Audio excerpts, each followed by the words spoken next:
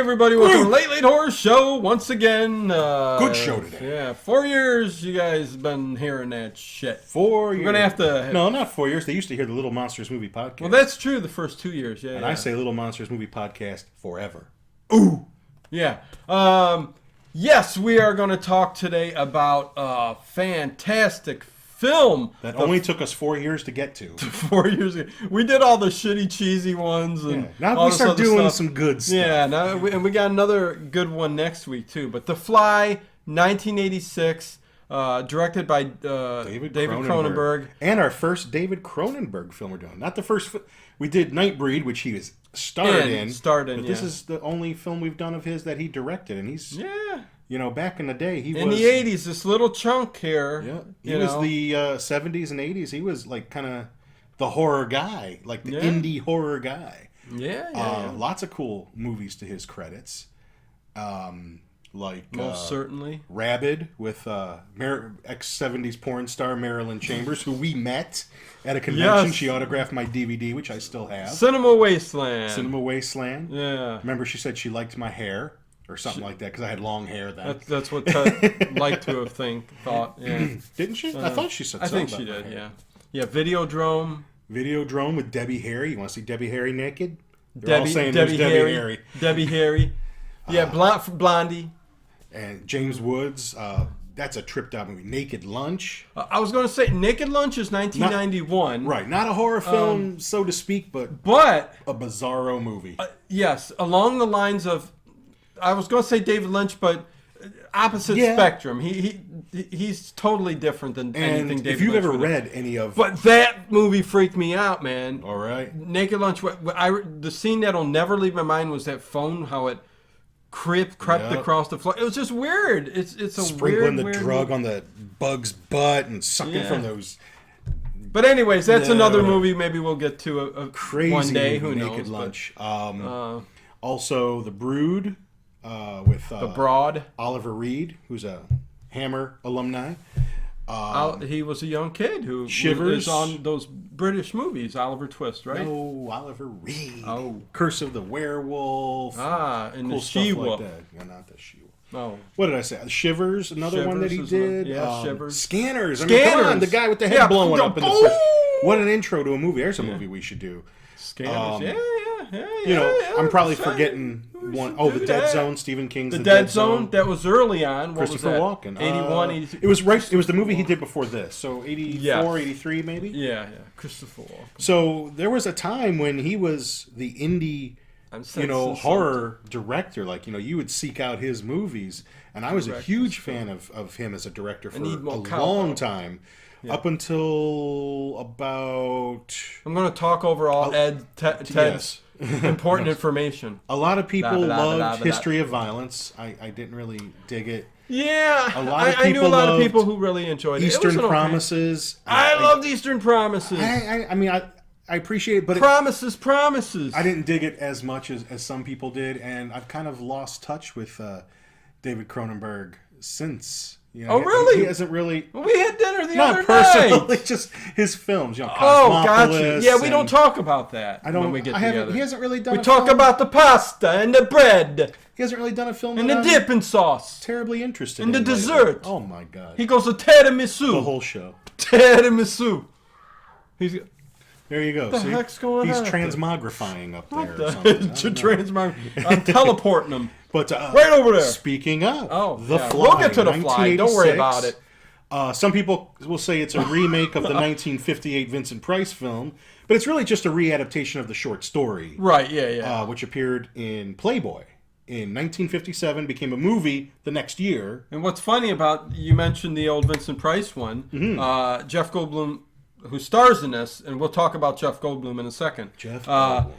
He sent a message to Vincent Price. Yeah, I read that. To how much he loved the film and his role and how he played the original. Hope you like it as much as I liked yours. So and Vincent Price came in and watched this version.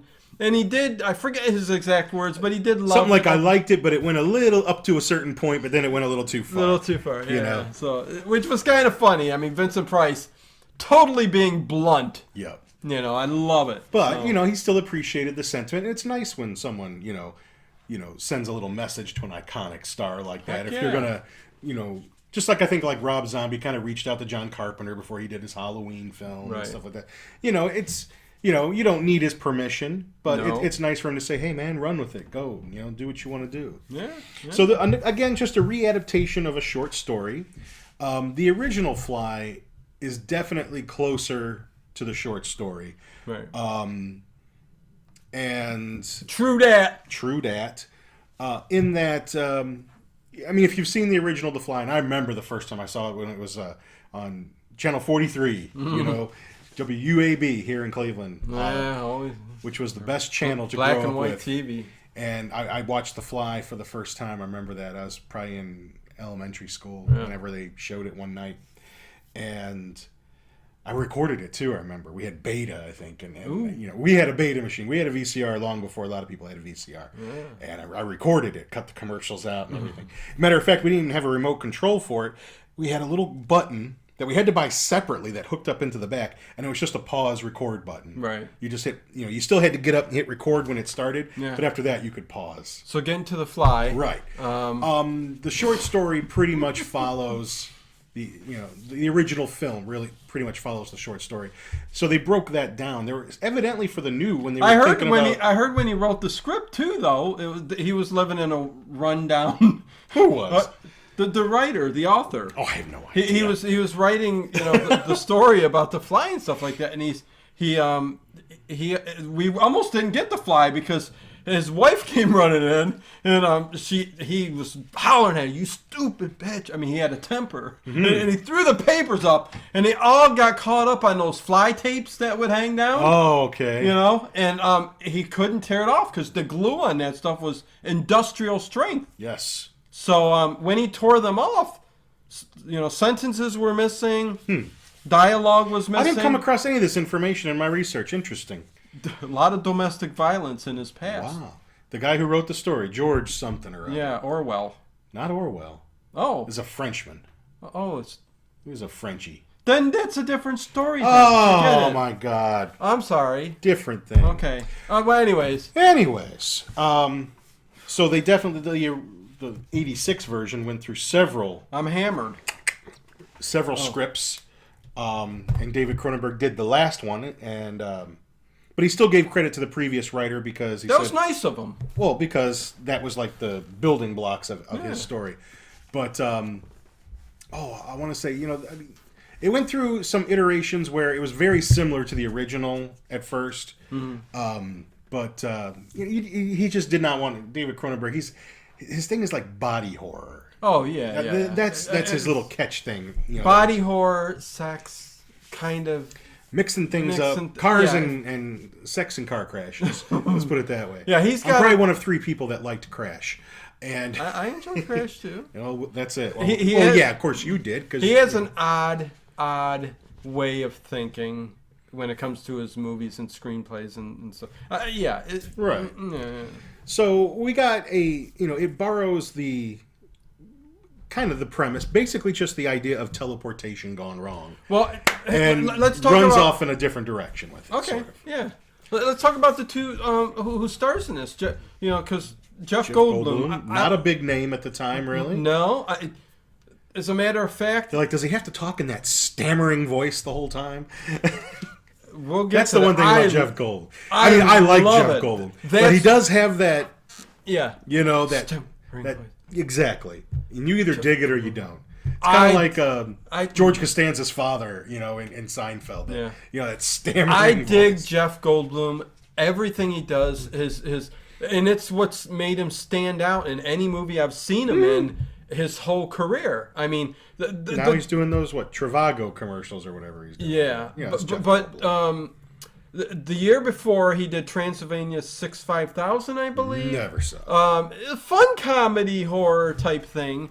But he wasn't. He was never a leading man. Really. No. He had I remember him in Manhattan. Manhattan. He was in Death Wish with Charles Bronson. He was one of the thugs. Yeah, he calls him Manhattan. He's on the phone. He goes. I need a new mantra. You know, and that's all he says, and he's ruffling his hair and stuff. Anyways, that's that. Yep. But you know, he met Gina Davis, who co-stars with him in this movie. Right. And they already had a relationship. Yeah, and they did this, The Fly, Earth Girls Are Easy. Mm-hmm. I think there was another movie in between there. What do you think of Gina Davis? As a woman, you're a man, she's a woman. Very sexy. She's cute. I in like this movie. her. I was never a huge Gina Davis fan. She's like looking her good in that movie. lighting up, you know, the Marlboros every now and then. Yeah, you know, she don't look like the type to be doing that. Yeah, but she looks too squeaky clean. Yeah, but nevertheless, I mean, I really like. I don't watch Beetlejuice and think, man, she's hot. I don't watch Beetlejuice and think that. But I watch The Fly and I do. There's even in the other movies, I don't know why. There's something about her that just is. She's got those seducing, you know, those cheekbones. Yeah, I went to high school with a girl that looked just like her. There's high cheekbones there. She was in my vocational class. We'll talk about the fucking movie in a minute. Yeah, we'll get to it. We got shit to talk about. That's right. I got beans to spill. Hey, again, that's what you get with us. Anyways, you want to hear us talk, or you want to hear about the goddamn movie? Come on. But why are you tuning into this show? Okay, I'm getting to Jeff Goldblum. Basically, Gina Davis was an offset. Well, he came cheap. He did, but Cronenberg liked him, man. Can I say that this movie? I don't think casting is everything. Yeah, I think without, who knows how it would have been. I can't say without Jeff Goldblum. Gina Davis. Lots of other good actors auditioned for it, but they just, Jeff Goldblum sort of had that look. And I'll get to, when we talk about this movie, I'll get the reasons why he's just perfect for this role. And Michael Keaton. There's things, Richard Dreyfuss. Imagine The Fly with Richard Dreyfuss. Thank God Jeff Goldblum did it perfect. Perfect casting for this movie. I don't know how it would be without him, because there were so many things that he did in this role that made this movie great. Because it was a horror movie, I think he really got robbed out of an Academy Award nomination. I mean, that same year, Sigourney Weaver was nominated for an Academy Award for Aliens. Right. So maybe they couldn't have two horror type movies, but he did do a really great job. And they got an Academy Award for the effects and the special makeup effects, which were good for the time. And probably the only reason they got that, and it's interesting, is because when the end credits come on, the guy who did the Fly effects, his name comes up first, not directed by, it's his name first. And somebody told him, so you notice that. Yeah, and somebody told him you're going to win the Oscar for that. It's probably only for that reason, because his name stuck out. Yeah. And then he went on to direct the second one, which is garbage, unfortunately. But, you wanted to direct, and this is what they give you. With Eric Stoltz. I don't even want to... No, I know. We won't talk about that. It's garbage. But yeah, I mean, Jeff Goldblum is just unbelievable. Seth Brundle. I like... Yeah, Brundle Seth. Brundle Fly. Working on something that will change the world. Let me just say right off of the bat, before people end up leaving and stuff like that, and don't listen to the whole thing. But talk about the movie. The thing I love most about this movie, let me just get it out there, is, again, I said the portrayal that Jeff Goldblum did as he started to transform into Brundlefly. That's the great thing about the movie. Right. That the slow transformation, not boom, you pop out, I'm a monster. Well, the original. And the unnerving, he had this unnerving twitch and movements and speech. Like the speech and the movement would happen at the same time. It's hard to explain unless you're watching the movie, but he does this thing that just unnerves you. And that's under 5 pounds of makeup at times. Yeah. Being able to do that. And it makes you feel a certain way, just to the point of, he even tells, Gina Davis, Ronnie is her name, Veronica, in the film one time when she comes to see him after so long, and he finally even just says, what I'm trying to say is, if you don't leave, I'm going to hurt you. Because the insect is taking over that primal goo. Kill. Yep. But I had to get that out because that's, that is just in essence what this movie. why it's so fantastic in my I didn't get to see this in theaters. I saw it on video. I was sleeping over a friend's house, and I think we rented that and Labyrinth. Nope. What a double feature. Yeah, what a double feature. I loved both movies. Two different films. Wait. Wait. I'm trying to think if it was Labyrinth. I'm trying to think. Maybe Wizard of Oz? No, it wasn't Wizard of Oz. I'm trying to think what year it was. Debbie Does Dallas. Maybe it wasn't Labyrinth. Yeah. Maybe it wasn't Labyrinth. But still, I know I saw The Fly at a friend's house on videotape. So there's that. Sorry to put you to sleep with Ted's Tales. No, yeah. So the film proper gets started at a science convention. Let me talk about Gina Davis really quick. Why do you want to talk about Gina Davis? We're going to talk about her the whole movie. It's funny that how she got the role too, because Jeff Goldblum. She read a line, man. She was good. Well, Jeff Goldblum brung her name up to David Cronenberg, and he said, "You know what? I don't dig having couples work on films. That's right. I don't deal with no drama." So he brings her in for a rating, and he says there ain't nobody that even came close to, beating her out or anything like that. And they wanted people that were not as known because it's cheaper, cuts down on costs, and you need the money for the effects. So it worked out. So the film proper. At the Bartok Science Convention. And Gina Davis is Ronnie. It's hot. I'm moving around a lot. Yeah, no, it is warm down here today. No air conditioning at this guy's house. Yeah. Or at least, Put a vent in the ceiling. That's why it's not as cold down here. Wouldn't a vent bring air down? Not if it's closed. Well, let's open it. Okay, WFO. The film proper. And she's interviewing. She's there to get a story, and she's talking to, Seth Brundle. Seth Brundle. And he's a little cocky. It's like, he's like, well, I'm working on something that'll change, Is he or is he nerdy? Kind of? I mean, he says, but he's basically saying like, I'm the real deal. I think you want to talk to me. Yeah. And she's like, why? Because I'm working on something that'll change the world. She says, well, that's what everybody here says. Mm-hmm. Like, yeah, but they're lying and I'm not. Right. But I mean, he's got the chops to back it up there a little bit because, he does. Takes her back to his place, and he lives in one of those like cool warehouse type of apartments. I always think those are cool. That. Yeah. With the old elevator, you got to lift up the handle and like stuff. Nobody else is there, but you've got like shit tons of room. You know what I mean? Awesome. I would love to live in something like that. You can play baseball in there. Pretty much. Handball against the, Really? Yeah. I mean, she even says, this is it. He's like, it's cleaner inside. It's cleaner inside. And it is. No, and, I love it, man. When you go in there, I mean, apart from some conversation and all that, there's these two interesting pods. A little less conversation. Well, actually, there's a third one who was a prototype, he says. Right. But he asks for a personal article of her clothing. She gives him a sexily. Yeah, that was interesting. That was a very interesting scene. She's flirting a little bit. Because she was standoffish, like, and then even when he said, give me a... something of yours that's for he was still kind of being there was no attraction or nothing. He was being like still kind of what am I trying to say, like just hey, this is for real. Cocky, maybe a little bit. And she just starts in a seductive way. I thought she was going to take her panty off. Here that would have been something. Yeah, here she. Oh my. That'd have been something. We need 1 second. Yeah. But she starts juicy. Yeah, she takes that off of all things and gives it to him. Yeah, and he shows her how the transporter works. Boom, out of one, bam, into the other, and there it is. How'd you do that?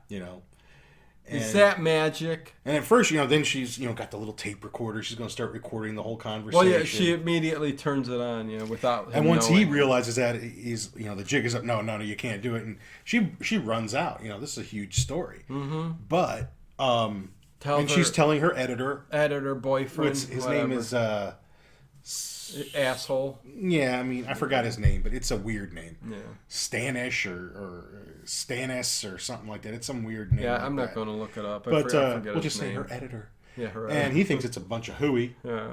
And who comes knocking at the door is Seth Brundle. He comes knocking on the editor's door. once the editor leaves him alone. He's like, I'll give you two a few moments, and I love what he says. I just want to say one magic word to you. Stathis. Is that Stathis? Yeah, weird what name. The I told you it was a weird name. Oh, weird name. I want to tell you a magic word. Cheeseburger.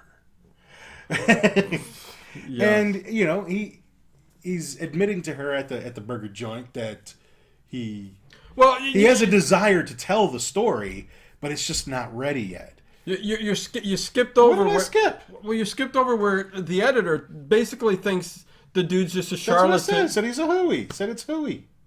He thinks it's all hooey. I said it. You summed it up with he thinks it's thinks hooey? It's all hooey. Okay, yeah. I don't need to go on and on about it. I think he does. He thinks the guy's trying to make to do the Cliff Notes. Okay, we will. I presume they've seen it. Trying to make well, people like to hear what we have to say about it. If you haven't seen it, well, just shame on you. And if you haven't seen the original, shame on you again. I think he thinks Stathis thinks Gina Davis, was. Jeff Goldblum was trying to hit on her and all that stuff, and maybe he is jealous because we're going to find that they've had a relationship. They're broken up now, sort of recently. So he thought he was just So he said, it's magic stuff. It's just he's putting one over on you, and meanwhile he's going to dig deep into what he really is. Right. He doesn't say that, but we find that out later on. But he digs into it. Go ahead. Cliff Notes. Cliff Notes. They're at the burger joint. Says, I want to talk about it, but it's they not eat ready. it and they leave. Yeah, they eat the burger, leave, done. Basically, in a nutshell, he offers her exclusive rights to the story. Follow the process, learn about the creation of the invention, videotape, unlimited access. He's talking book, Nobel Prize. It's like Amazon.com. Yeah, I get. Well, that's where the book would sell. And, he does explain that he can't, living objects. He can only do inanimate objects. Right. Nothing with the flesh yet. Evidently, we're going to find he has to teach the computer about the flesh. And that's the one part of the movie I don't really get. I don't know what the hell you're doing. How do you teach the computer about the flesh? I don't know. There's a couple things that you're like going, that scientifically doesn't make sense, but you overlook it in the big picture. I mean, he's a genius. Maybe he knows what to do. I don't know. Assimilate. So she agrees. She's going to take on the story. She's filming him. She's asking him questions. So he's going to try an experiment on a baboon. Mm-hmm. All right. A baboon. Now, in the original film, they when a lot of stuff to talk about with that baboon. When he's showing his wife, in the original film, he does like a plate or an ashtray or something, and the made in Japan or made in China thing on the label on it is backwards when it reincorporates. And when he tries in the original film, when he tries to do, and it's in the original story too, I believe, when he tries to do a cat, the cat disintegrates but never reintegrates. You just hear it mewing out in space somewhere. Right. In the original story, something that is taken from the original story that is brought into, it was brought into the 86 Fly, but it was cut out. You can watch it online though. Is another? Let's see. I don't want to spoil it. I don't want to spoil it because we're going to talk about the baboon. When I get to it, I'll talk about it. The baboon, when it turned inside out, basically. Yeah. Somehow the computer can't recognize a set of baboons. Right. And this first one gets turned basically inside out. It's just all the guts and everything are on. It looks really cool.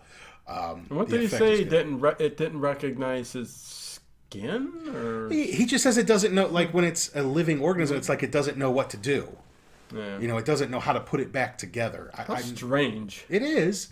And, maybe that's a legitimate problem with actual teleportation. I mean, I don't know how far along science has come, but I know, I remember from listening to Coast to Coast, they were able to use light particles and transfer those. And I mean, it is possible. It's kind of funny that, all this stuff that was in Star Trek, inspired people to, actually invent this stuff. Yeah. In the deep, dark hollows of deep underground, there's stuff going on. I'm sure that we don't know about. If they don't have it 100%, bam, it's close. Yeah. And but I mean, think of yes, it would change the world. But like then you've got all the oil companies, car companies, and all that stuff. No, we can't have teleportation. We can't have that. Yeah, so. yeah. No, there was a part with the. But I'm jumping ahead about the steak and stuff. Oh, like yes, that, yes. But, yeah. Well, they're starting to have a little romance. From and it doesn't take long. No, she's like he's laying down, and on the bed, and she like just walks right up to him and goes, you're kind of cute. I like that. And just next thing you know, bam, bang, bang, boom. He's in that ass. Yeah, but they're kind of talking, and she's kind of nibbling on him a little bit. Which, hey, who wouldn't mind that? And who doesn't mind a little nibble, giving or receiving? Little nibble, out of breath, all that stuff. And she's talking, I just love the flesh. I just want to eat you up, and like how grandmas love the little babies, and that gets the wheels turning a little bit about. He's got to teach the computer to go crazy about the flesh. He's like, I've got to teach it to, go nuts when flesh is in there. I don't know how he does that. I'm not sure, is that MS-DOS or something? I don't know what program is. Yeah. MS-DOS. I don't know how you enter that in, but that's what he's going to do. And it's as far as the movie goes, like the next day, it's tough. Well, he puts then he puts a steak in there. He cuts it in half. Right. He wants to try an experiment, which I think is a really cool experiment. Yeah, no. Because she says, hey, I got some steaks. And he cuts it in half, sends half of it through the teleporter. And fries it up, cuts it in half, sends half through there. And then when he cooks them, he's like, here, taste it. And she says immediately, it tastes synthetic. It doesn't taste real. Yeah. And that's what's got him. He's like, see, it's the computer's reinterpreting. It's interpreting the flesh. It's not actually reintegrating it. So it's all science to me. But then is the computer sort of pulling molecules out of thin air to create it?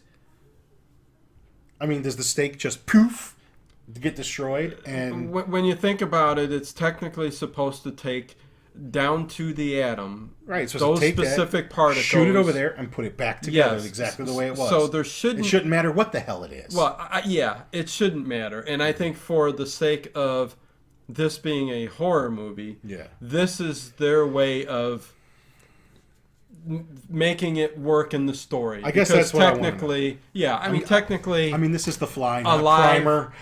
No, right. Alive not 2001. Alive or inanimate, it shouldn't matter. Right. When it comes to teleportation. But who knows? Even in Star Trek, they question There's the occasional things mistake. With that and stuff. But that's just what I want to know. When she said it tasted synthetic, I get it. Okay, the computer's interpreting the information, but where is it getting the molecules to create it? Let's not even think about it. It's something. If any of you know, story. Put it down in the comments below. Let us know what you think. If any of you are far more advanced than I am in quantum physics and things like that, just please school me. But by no means am I an expert. She runs out, on him late at night because she finds an envelope under the door. Something got delivered. Yeah, and she knows that Stathis, her editor, is going to run with the story now that he's found out all this information of the next issue. Yeah, and he's got all this information and everything, and he's going to, I don't know if he's blackmailing her or whatever. He's threatening to, break the story and stuff. Right. Which he would really have to be sure that stuff's correct. Right. But he's going with plus it would ruin everything, Seth says, because it's not ready. Right. Everybody's going to be on him, hounding him. Yeah. He won't get a moment's peace, and it's just not ready yet. Right. But what happens is he gets loaded because she runs out, and she thinks she's seeing. Yeah, they were going to order Chinese, for God's sake. She's seeing broccoli and pea pods, and she's seeing the ex-boyfriend, and I'm pissed off, and he's drinking and drinking and drinking. And we have to go back for one second because he did all that teaching to the computer. Yeah. They did the baboon again, and the baboon went through. Yes. Perfect. Interesting little side story about that, because baboons are notoriously hard to work with. Okay, yeah, I was going to bring all this up. Very interesting. They are. There is no such thing as a tame baboon. They're all wild. Right. And I mean, like in The Omen, I think when the car scene, she got injured. But it got a little overexcited. Guess so. Because that's what baboons are known for, is growing. But I guess the handler and Jeff Goldblum, who had been working out and stuff for the role, they kind of worked it out where Jeff would. Jeff was like dominate. Yeah, he was 6 foot tall, very muscular, and he created this relationship between the handler and the baboon. With the baboon, was able to show dominance. To where he showed the dominance. The baboon did what Jeff wanted him to do. Yeah, good for Jeff. Because like when he's holding it and petting him and stuff like that, it's like he was able to calm him down and stuff. And I mean that's a dangerous thing, right? Because they are. I mean, look at the teeth on that son of a bitch. They're dangerous animals. Tells you the balls that Jeff Goldblum had. I guess so, because that thing could have ripped into him at any time. Yeah, anytime, and they're strong. Oh yeah. So that's kind of just a little interesting sidebar there. That he was one of the only ones who could control them, and had dominance over that baboon, which I thought was just unbelievable. Yes, because even David Cronenberg, I think in the DVD or Blu-ray commentary, he says I was a little nervous working around those things. Yeah, they're unpredictable. They are notoriously unpredictable. Oh, what happened to there were early screenings and talks or something with Martin Scorsese or something like that, and he said when he came back, he's like, David Cronenberg, he seems too much like a surgeon or something like that. Yeah, I read that too. He looks like a Hollywood surgeon, Beverly Hills surgeon. Yeah. Which made David Cronenberg put himself in the movie as a doctor. Right. He's like, okay, well, you know what? I'm going to play a doctor in a movie. He does have that look. Even when he played a psychiatrist in Nightbreed, he really looks the part. Played it in off my opinion. He's actually a pretty good actor in certain roles like that. So. No, he's done a lot of directing, but he's been in films and stuff too. So, he was in Jason 10, this Jason in Space. He was in that movie too. Thank God you brought that up. Yeah, because you guys love those movies, and that one's horrible. But but I've seen it. But so he was going to send out and get the baboon tested, make sure everything was all right. Right, blood tests, everything, which will take time. But he had a little too much to drink that night and was feeling, pissed, a little jealous and all that. Off. So he's like, you know what? I'm going to go. He looks at him. He's like, "You're fine. You're fine. Look at you. You're fine." Yeah. And so he does it. He goes into the pod. Well, why does he have to do it naked? He went in naked. I know. Why do you have to go naked? James T. Kirk didn't have to go in naked. No, he doesn't. Maybe that's the whole process of inanimate objects and living tissue and objects. I mean, is that how it's going to work in the future? I mean, are we all going to have to go naked? No, I think for this film, because how there was a problem with inanimate objects and living tissue and stuff. So maybe he thought he would be, all of that would be fused together.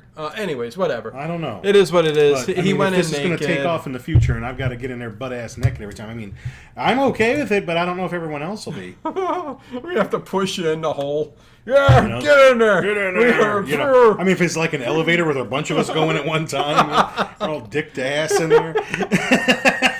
Oh, my Lord. Oh, God. But anyways. But he goes through. Yeah, no, and the baboon's going like this. There's a fly. Just so happens a fly flies in there with it. Yep. And he doesn't see it. He should have built what am I trying to think? A fail-safe. Yeah. Extra organism in there. Something else in there. He didn't think that. I think it's kind of... See, and this is another thing. Why couldn't those things be separated? I mean... He put a steak on a plate. Those are two different inanimate objects. Dude, you're making too much sense. They separated both of those. Okay, I'm stopping. Now I'm not going to be able to watch it again. No, I'm stopping. It's done. I'm just full saying. Of holes. The I'm movie just saying. Doesn't make a goddamn bit of sense. But anyways, he does go through, and this is the point of the movie where, man, I start feeling bad for the guy. And it is interesting that they chose to do it this way, a slow metamorphosis. And it's not that he's becoming a fly. He is what happens is it's fly DNA and his, they are fused together, and certain genes of the fly are going to start. But I would think, fly is just so little. Yeah. How? I mean, what if I swallow a fly? It's not like I don't know. Digest it or whatever. Yeah. So like what about the stuff that is digesting in his stomach? Right. Or what about the organisms that are all over your skin that you can't? Oh, Jesus Christ! No, shut up. The organisms in your colon that help you. You're a giant. What is that? Good bacteria in your stomach. I guess. Yeah. Acetophilus. Acidophilus or whatever. Acidophilus. Yeah. So, what if he started turning into? That would make a great monster movie. I guess so. No, come on now. Now the movie doesn't. Now this movie sucks. This movie sucks. They didn't think he's turning into Brundle Acidophilus. Brundle Acidophilus. Oh, we're making fun of it, and we love this film. Anyways, go ahead. See, but that's the thing. You dig too hard. Well, we're dissecting it. We're having fun. But he comes out, and he looks all right. And not only all right, but man. Yeah, after a while, he starts feeling refreshed. Strong, sexual. I could do pull-ups. Loving to eat those chocolate bars. Yeah, he starts candy. I like when he's sitting with Gina Davis in restaurant and they're talking about it, and he's putting teaspoon and teaspoon. And she's looking at it going, do you like coffee with your sugar? That's right. Yeah, sure do, bitch. Yeah. But, quiet, bitch. Quiet, bitch. Shut your mouth, man. Mother.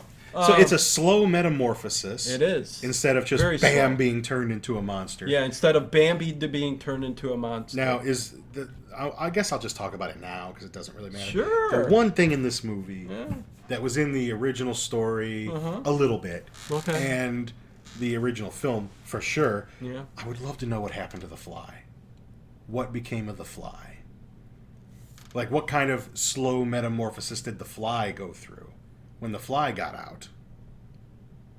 What are you talking about? In The Fly. The fly didn't get out. He fused with Seth. What? No. What is the fly just inside of him? I thought maybe the fly flew out. Because doesn't he catch it later? Or did he catch it before? Oh, you are nuts. You know your film. And how did you hiccup on this one?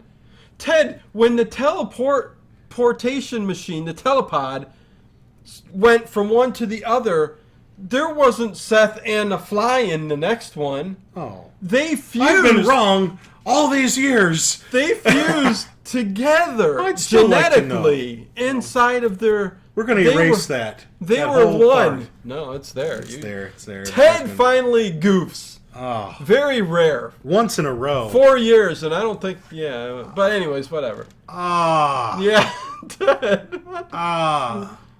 But see, that's how he turns into a fly. I could have swore the scene where he catches the fly in his hand is after. No. Well, it is after, but that's just him being quick as a fly.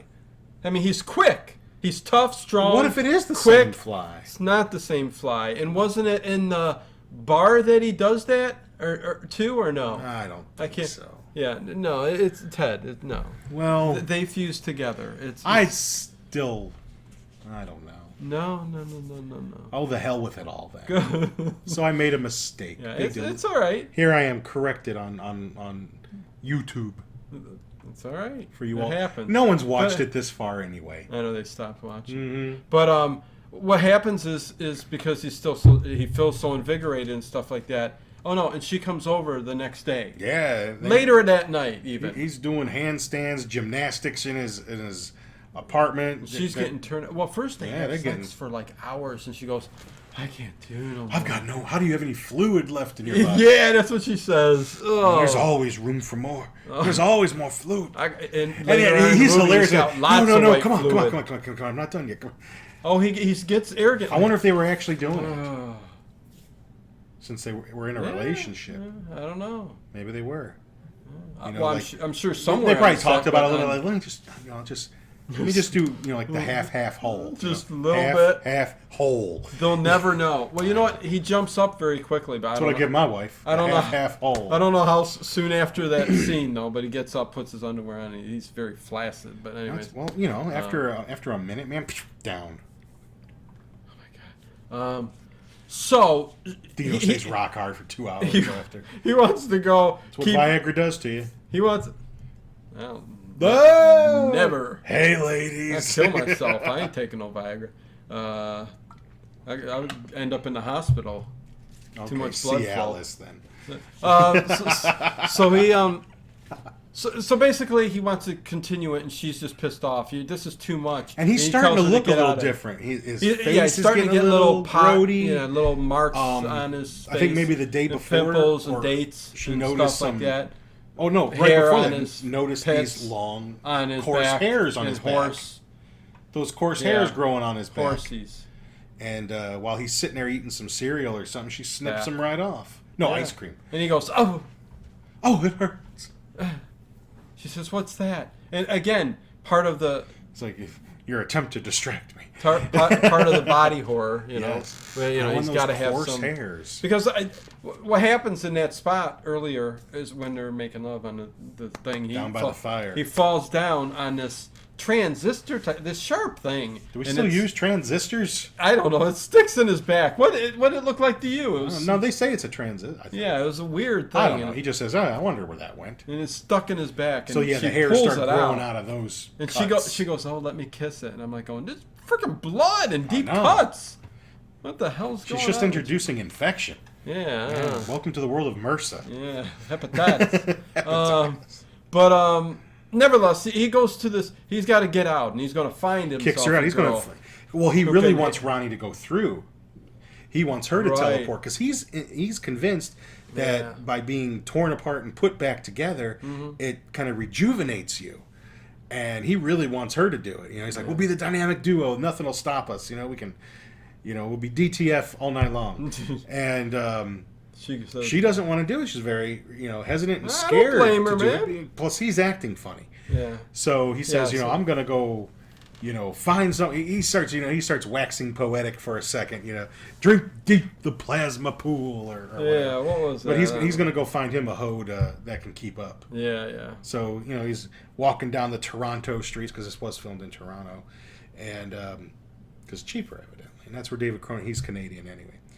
I think most of his films were made in Canada. Canadian.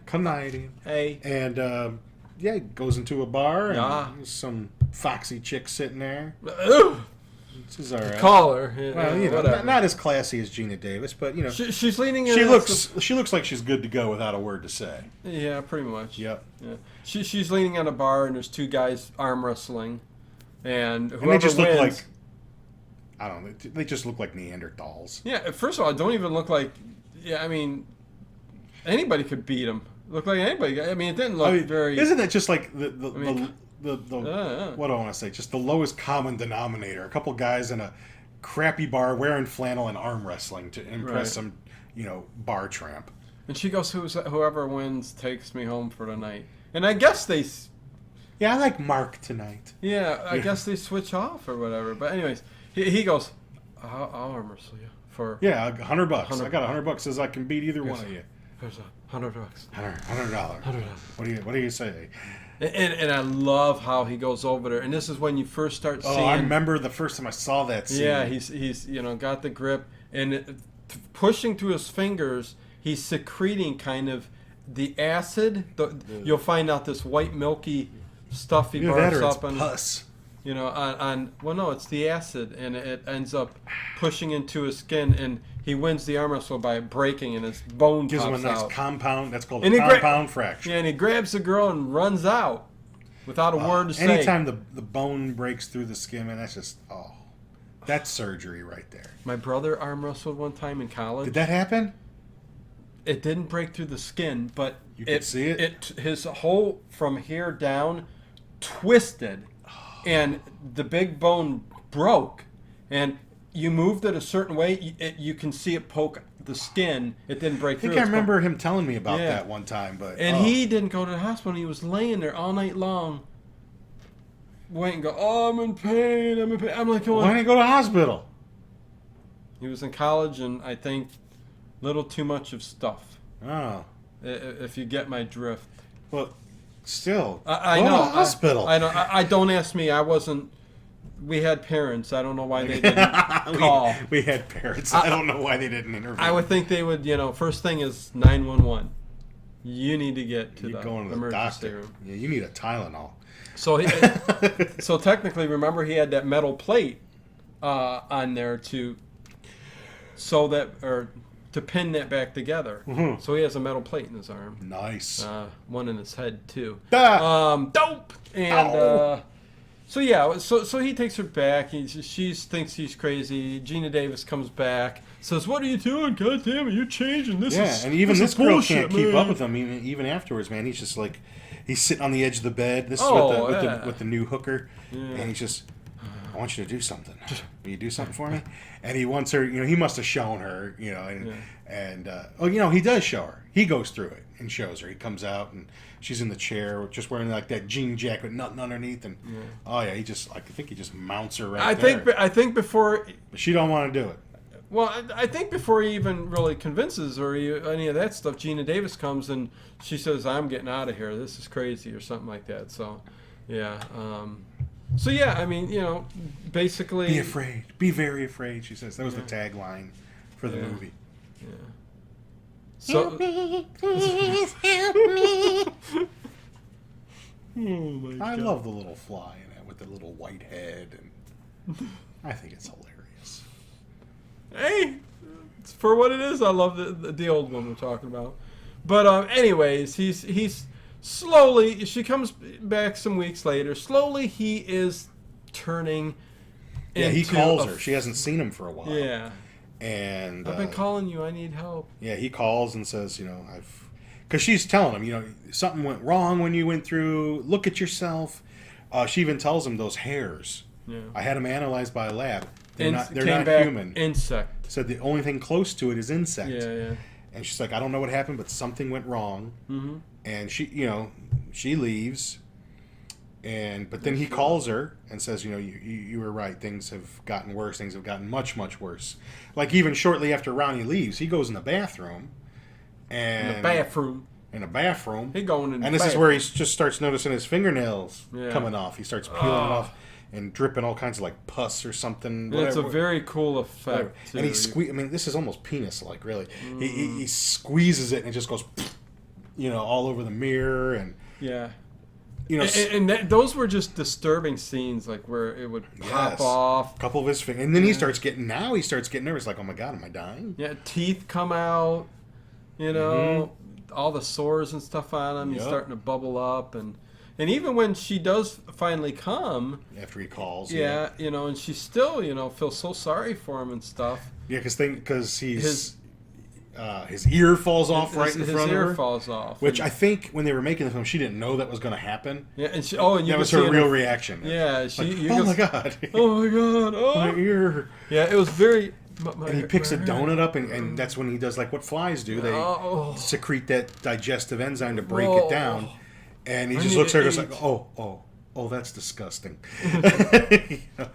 And again, there's some pity for his character, right, when this all starts to happen. And he'll progressively get worse, and then he starts to develop this. She finds out shortly after this that she's pregnant, and unfortunately, she doesn't know if she got pregnant, before teleportation or after teleportation. But either way, she's freaking. She don't want a monster. She wants this out of her. She wants an egg. And she's talking to what's his name? Stathis takes her over there. Stupid name. Because she was going to tell him, but when somebody's going to go, Stathis is my grandfather's name. Who the fuck are you? It's a beautiful Ukrainian name. Yeah, whatever. It's a beautiful Ukrainian. No, it's got two vowels in it. That can't be Ukrainian. Okay, man. Yeah, Polish, Ukrainian can't be those because it's got vowels in it. Okay. It would have to have a bunch of C's and Z's and stuff like that. Gotcha. But anyway, Stathis takes her over there because she's supposed to tell him, and she sees everything that we just talked about. She can't even tell him. She can't even tell him that she's pregnant. He hears it because he's on top of the building looking down, and he overhears their conversation. So she wants it out of her. She wants to. She's even having dreams where, she's giving birth to a maggot. I remember the first time I saw that. When I watched the videotape, I was just like, like a larva. Yeah. Oh. I mean, a giant maggot. That is hardcore. Giant maggot. That's hardcore. I dug that. So Seth Brundlefly. Yeah, he thinks busts into the doctor's office. Yeah. He wants them to all be family, and his goal is to get him, her, and the baby in the telepod. And all fused together. Yes, all fused together. And that leads me big happy to family. If you have the Blu-ray, you've probably seen the deleted scenes. If you haven't, you can go on YouTube and watch them. Right. There's a cool deleted scene. It was taken out after like a preview screening. Was it cool? Yes, and I will get to it. Disturbing. Do you know what I'm talking about? Sickle the cat. Yeah. The monkey cat. Yes. The monkey cat.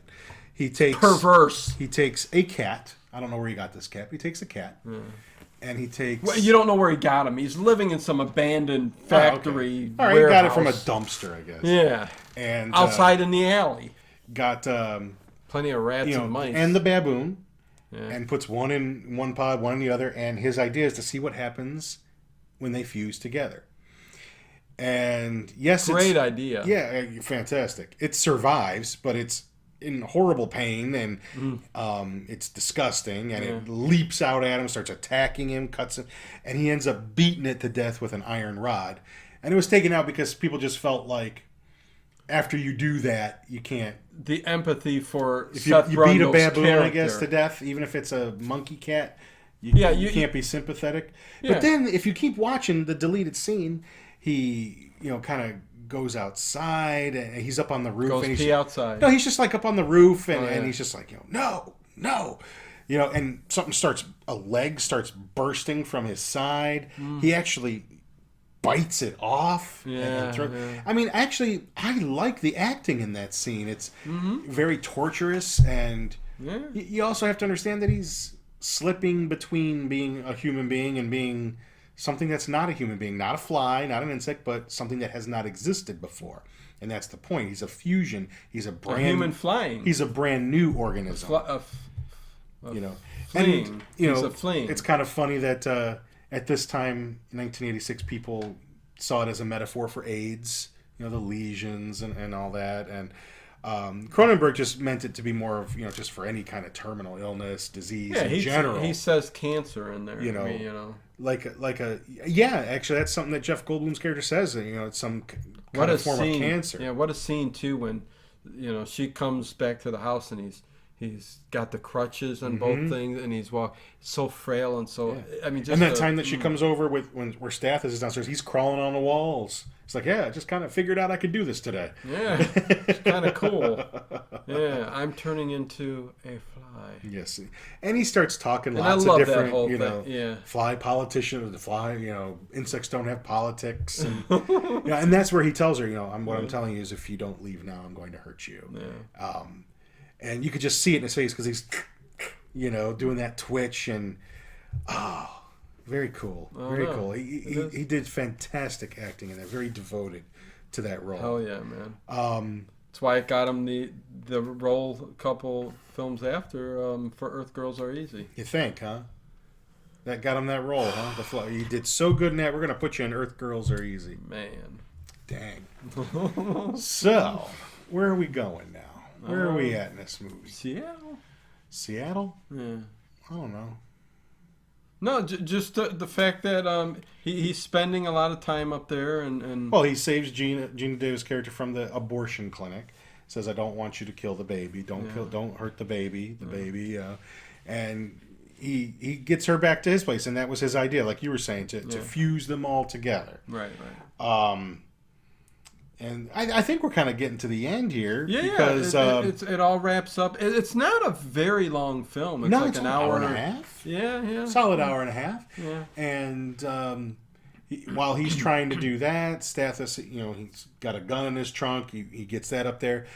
He gets messed up pretty good by the Brundlefly, though. Well, yeah, he does make it in there. And when he comes into the apartment, whatever, when he comes up and in the warehouse, stupid. I mean, he's thinking the fly, Seth Brundle's there, whatever, and he's got Gina Davis and stuff. He brings a case with a gun that he's got to put together. Yeah, why don't you put it together before you come up? Yeah. I mean, what if you get jump? Hey, hold on, I got to put it together first. I'm almost done. Click, click, click. And it looks like tranquilizers are in there, too. Yeah, it's just a double-barrel shotgun. I thought I saw tranquilizers in there, but maybe not. Tranquilizers. Why can't I'm not saying tranquilizers. Tranquilizers. Tranquilizers. That's what Dino takes before he goes to sleep. Tranquilizers. But it's like the 60s, the 50s. I need a tranquilizer. I never heard my drug-addicted patients ask me for a tranquilizer. What? Anyways, yeah.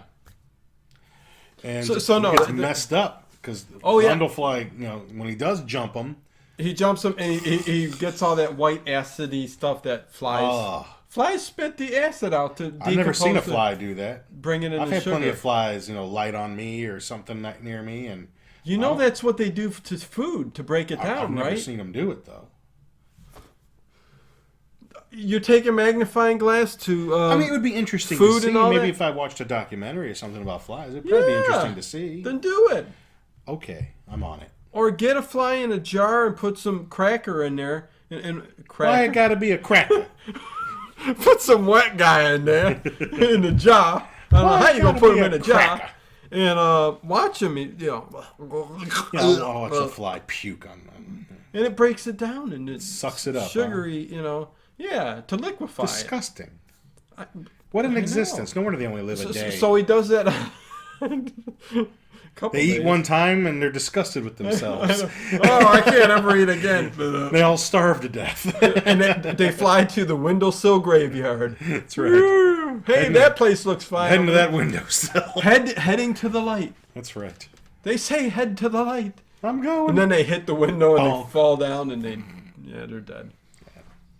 But anyways, does that to his arm, which completely corrodes his hand away. And you can see him just going into shock. Then he does it to his foot. Yes. And I think I don't know if it was scripted or if it was deleted. When he's ripping his foot off, he does start to eat it. Like he starts to digest it and eat it. There's even another scene that was, I don't know if they filmed it. I don't think they filmed it. It was scripted. It's just a little too hardcore where he comes across like a bag lady while he's in a dumpster just rummaging around eating, and he kind of melts her face and starts feeding on her face and just has a moment where he stops to realize what he's become, and stops doing it. But some cool scenes were at least written that unfortunately maybe not have gotten filmed. But the monkey cat did. And I don't have a problem with the scene because it shows him figuring out, Well, I agree with them taking it out though because it takes away the sympathy you have for Jeff Goldblum's character. It was a mutated monster. I mean, he's not actually killing a cat. But in a lot of people's heads, not yours, I can see where it would take a little bit of the sympathy away from him. Anyway, so he turned a baboon inside out. Okay, so did you lose sympathy for him after that? People love cats, but oh, for Christ's sake! The acid. All the thing does is sit there and lick its ass all day. So he's starting to turn into a 6'4" fly. Sort of, pretty much, yeah. Yeah. He's trying to drag her into the pod, and she pushes at his face, and the chin just completely comes off. Yeah, and that's where you get all of his kind of human. That little nutsack thing comes out. Yeah, nutsack thing. So, I guess what I want to know is, how does the fly DNA just become so dominant, being that it's so small? How does it become so dominant when a human being is far more complex? I know, yeah. I mean, I would think he would just maybe have a bad burp or something like that, and it's done. Well, if he didn't get destroyed, how would it have happened? It just seems like would he have been a super fly took over way too much? Would he have been a smart super fly? Ooh! See, it just seems like in the end, almost nothing human is left. Right. The fly, instincts taking over. Yeah. Like I said, she knocks all the skin off. Everything just starts popping out. The old flesh just falls away. Ted, I agree with you. I don't understand why the fly tiny DNA little fly that genetics take over that much the human DNA. Okay, maybe having some kinky hair or something like that or whatever, but I agree with you. I mean, he's still sort of got humanish looking eyes, I guess. I would think that the human would have more dominance over the fly. But again, one small doesn't mean it doesn't have the more overpowering DNA or genetics. Right. So he's got Ronnie in a... Because we can look at a frickin' bacteria and it'll kill you. I guess. So there's that. What, has he got Ronnie in the pod? He's got Ronnie in the pod. He's getting in the other pod. But before he can close the door, Stathis shoots the power cord. The power cord, yeah. And where's he getting that kind of juice from? I don't know. Where's he pulling that kind of power from? Like Madman Markham. Maybe he could be pulling off the power lines he's outside. He's browning out the whole city every time. But anyway, he knocks out telepod number 2. The telepod already starts disintegrating Brundlefly. And the door. It does. Before because he initiated the 2-minute warning and got her in. So before the door is closed, it's himself in one and countdown 10, 9, 8, and he's coming out. Or he's and it takes him to shoots the power cord to Ronnie's pod, so hers won't go. Yeah. And so Brundlefly gets fiber integrated with now I need the Metamucil, the metal door of the pod. Yeah. Which actually looks pretty cool when it comes crawling out. Oh, that looks cool. That's pitiful. I mean, just he's got like he's crawling to cords and stuff all integrated into his flesh, and she's like, I can't do it. She's holding the shotgun, and he wants her to shoot him. I've done that so many times with my wife. I take the barrel of the gun and I put it up. It's underneath the pillowcases. And he begs her each night. Please, every night. Please. Oh, that's terrible to say. Just do it. Anyways, and she does this. She shoots him, and right. And then there's another alternate. That's the end of the film. Did you watch the Friends? Did you ever see the alternate ending footage? Oh yeah. Where they go to the grocery store. No. She gets 50 pounds of sugar. She and Stathis are laying in bed together, and she's fully pregnant, and has decided to keep the baby. Obviously, I don't know why. I don't even understand why there's a fly too. Because why, after everything that's happened, why I'm not even really Well, the sad thing is, Ted, it could have worked if that fly didn't get in there. Just if you can just. I'm surprised based on how much she wanted the pregnancy terminated, why she would when there's a part 2. It's not even Gina Davis playing the character in part 2 because she dies in the first few minutes, but. Why she would even have the child after all that and how much she didn't want it. But anyway, this alternate ending is kind of cool. Promise me you'll have the... Well, there you go. Maybe. Whatever. Sure, she's going to go through all that. I know, okay. She has... but there's an alternate ending. You can watch it on YouTube, or it's on the DVD or Blu-ray. It's... they're laying in bed. She starts to have a dream. And it's a tree, and there's a chrysalis. Yeah. And the chrysalis opens up. And it's a baby, normal looking baby, but it has butterfly wings, and it goes flying off into the oblivion or wherever. And there you go. That's beautiful. Now in part 2, when she does have the baby, it's some kind of insectoid sac, but when it bursts open, it's a normal baby inside. So, but a baby that grows at an accelerated rate, and that's all that's really worth saying about that movie. Now so it's like they tried to address some of the things from the first film by making Eric Stoltz kind of. Now the only evidently couple little tidbits at the end here. The Fly did get turned into an opera, which David Cronenberg directed that. I haven't seen it, but I'd be curious to see some footage from that. Bet you it's on YouTube. Maybe it is. I should seek it out. It'd be interesting to see. Now, David Cronenberg's not the kind of guy that does sequels. Even though there are sequels to his movies, his movies are usually standalone, like Scanners, The Fly. There are sequels to them, but his movie just stands alone. Beginning, middle, end is what I mean. And he did have an idea.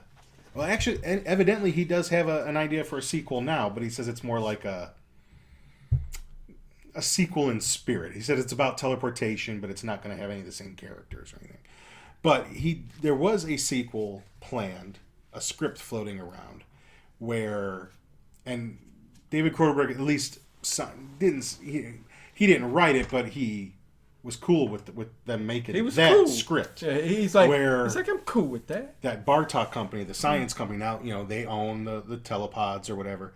But evidently, in the warehouse, some of Seth Brundle's consciousness is still alive, floating in the ether there, and they're interested in using the teleportation pod somehow to make clones, something the like that. Method? I get maybe, I don't know, but slowly Seth Brundle's thoughts begin to infiltrate the computer, take over the computer system. He's able to contact Ronnie that way, and he brings the company down that way. So it was sort of a sequel to The Fly with the same characters, all the same characters, but no actual Fly. It was a really different kind of sequel. But Mel Brooks, who was the producer, Brooks Film is the production company for this film. Mel Brooks purposely left his name off the right. He thought it wouldn't give so people wouldn't think it was a comedy. Yeah. But he's done that though. I mean, he produced The Elephant Man back in the day. A few years earlier. But again, it wasn't anything like the original, and he really didn't want to do it, so it kind of got lost. But that was an interesting idea. Yeah. And that would have been kind of ballsy, The Fly too, and it's nothing to do with a fly. It's just a musical, and they're tap dancing. I guess. Come on, it would have been a very different kind of film. Yeah. So that's all I have to say about The Fly. Yeah. So, good movie, excellent movie. Oh, excellent movie. They'll probably remake it again. Favorite Cronenberg readapt movie? It again. It's certainly his most successful movie. Anything you think you like more? I like his early output a lot. So that's up to that point he'd been kind of more low budget. I mean, the grittiness of Shivers and Rabid remind me of early Romero stuff. Right. Yeah. So, but no, I really like The Fly. It's probably Okay. I think it's probably really just great effects, great story, and it was critically acclaimed, made a lot of money, and it was pretty successful for him. Jeff Goldblum's I think his best role, I mean, to tell you the truth, but yeah. So there you go, you guys. That's The Fly, 1986. The Fly. We finally hit a good one. Hopefully you guys enjoyed our rambling on and babbling and coherent and incoherent. I put a few, Wikipedia tidbits in there for you. Tidbits. And, some hearkenings back to the old story and stuff. Yeah. So, and I'll say it as always. Links below in the box. Yeah. Follow them. If you're listening on iTunes, thank you guys very much. Appreciate the podcast. Appreciate the views from all around the world. And, keep the messages coming. Let us know who you are, where you're from. And, that's it. Until next week, you guys. And we got a good one next week. Yeah, we got another one. Surprise you. Okay. I don't want to give it away. We never spoil anything. Yeah. See you guys next week. Later.